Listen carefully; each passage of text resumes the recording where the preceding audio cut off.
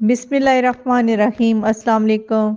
डार्स kitchen में sponge cake की recipe share करूंगी। उसके लिए 4 अदद अंडों का इस्तेमाल करेंगे। अंडों की सफ़ेदियां और जर्दियां अलग कर लेंगे। सबसे पहले सफ़ेदियों को बीट करेंगे। आप इसको एग बीटर में भी कर सकते हैं, विस्क से भी कर सकते हैं। विस्क से अगर आपने करना है तो आपने इसको 7 से 8 मिनट लगातार बीट करना है, और एग बीटर में करेंगे तो आप इसको 5 मिनट बीट करेंगे। स्टैंड मिक्सर में मैं कर रही हूँ तो इसको लगातार बीट करूँगी, और इतना बीट करना है कि इसकी टेक्सचर जो है बिल्कुल वाइट सा हो जाए। इस तरह का फ्लफ़ी और वाइट होना चाहिए। जितना अच्छा बीट हुआ होगा उतना ही अच्छा स्पंज केक बनेगा। एक दफ़ा आपको स्पंज केक बनाना आ गया तो आपको इसके ऊपर बहुत ही खूबसूरत मुख्तलिफ तरह की डिज़ाइनिंग कर सकते हैं। पाउडर शुगर का इस्तेमाल करेंगे। इसको मैंने अच्छी तरह छान लिया था। 1 कप इसमें बारीक पिसी हुई चीनी डाल देंगे, और चीनी डालने के बाद 1 से 2 मिनट बीट करेंगे ताकि चीनी अच्छी तरह मिक्स हो जाए और बिल्कुल ये वाइट हो जाए। और जो जर्दियाँ हमने अलग रखी हुई हैं वो किस तरह डालनी है, ये वाला स्टेप आपने और से देखना है। अक्सर लोग ये गलती कर देते हैं जिसकी वजह से स्पंज केक अच्छा नहीं बनता। 1 बाय 1 करके इसमें जर्दियाँ शामिल करेंगे। एक जर्दी अच्छी तरह बीट हो जाएगी तो फिर उसके बाद इसमें दूसरी वाली जर्दी शामिल कर देंगे। मीडियम स्पीड रखी हुई है। पहले जब हमने फुल स्पीड पे इसको बीट किया था, अब इसको मीडियम स्पीड पे कर रहे हैं, और एक एक करके चारों जर्दियाँ इसमें शामिल कर देंगे और इसको खूब बीट करेंगे ताकि इसमें एयर आ जाए और ये फ्लफ़ी सा हो जाए।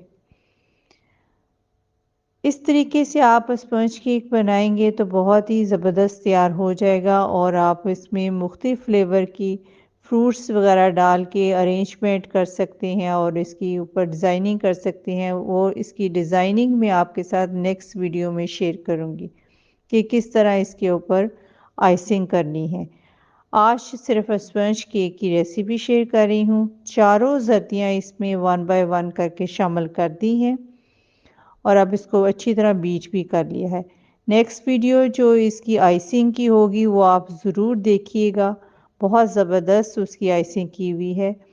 1 टीस्पून इसमें वनीला एसेंस शामिल करेंगे। आपने अगर किसी और फ्लेवर का बनाना है तो दूसरा फ्लेवर भी आप इसमें शामिल कर सकते हैं, पाइनएप्पल या जो भी बनाना, मैंगो फ्लेवर आप यूज़ करना चाहते हैं तो आप इसमें 1 टीस्पून के बराबर वो वाला एसेंस डाल सकते हैं। अब इसको बीट कर लिया है, बंद कर देंगे, और थोड़ा सा इसमें मैदा शामिल करेंगे। 1 कप मैदा छान लिया था तो इसको कट एंड फोल्ड के मेथड से मिक्स करेंगे। 3 हिस्सों में मैदे को इसमें शामिल करना है, एकदम सारा नहीं डाल देना। कट एंड फोल्ड के मेथड से थोड़ा थोड़ा करके मैदा इसमें शामिल करेंगे ताकि किसी किस्म का लम्स ना रहे। तो मैंने इसको 3 हिस्सों में डिवाइड कर लिया था, 3 हिस्सों में इस तरह शामिल कर दिया था। आप भी इसी तरह बनाएंगे तो स्पंज बहुत अच्छा बनेगा। कुछ ना कुछ चीज़ आप मिस कर देते हैं जिसकी वजह से स्पंज ठीक नहीं बनता। पहले आपने सफ़ेदियों को बीट करना है, फिर आपने इसमें जर्दियाँ डालनी है। तो इसी तरीके से आप करेंगे तो फिर मैदा लास्ट में डालेंगे तो आपका स्पंज केक बहुत ही अच्छा बनेगा। अच्छी तरह इसमें मैदा मिक्स कर लेंगे, और चीनी और मैदे को आपने ज़रूर छानना है, छाने बगैर इस्तेमाल नहीं करना। तो पैन पे मैंने बटर पेपर और अच्छी तरह इस पे बटर या ऑयल कुछ भी आप लगा सकते हैं, इसको सेट करके रख दिया था। तो इसमें जो मटेरियल है 2 हिस्सों में डिवाइड कर देंगे। 2 सांचे तैयार किए हैं, दोनों सांचों में आधा आधा करके डाल देंगे। दीवारों को भी अच्छी तरह मैंने बटर लगा दिया है, और नीचे बटर पेपर के ऊपर भी बटर अच्छी तरह लगा दिया है। आप ऑयल भी लगा सकते हैं, घी भी लगा सकते हैं, जो भी चीज़ अवेलेबल है आप उसको लगा सकते हैं।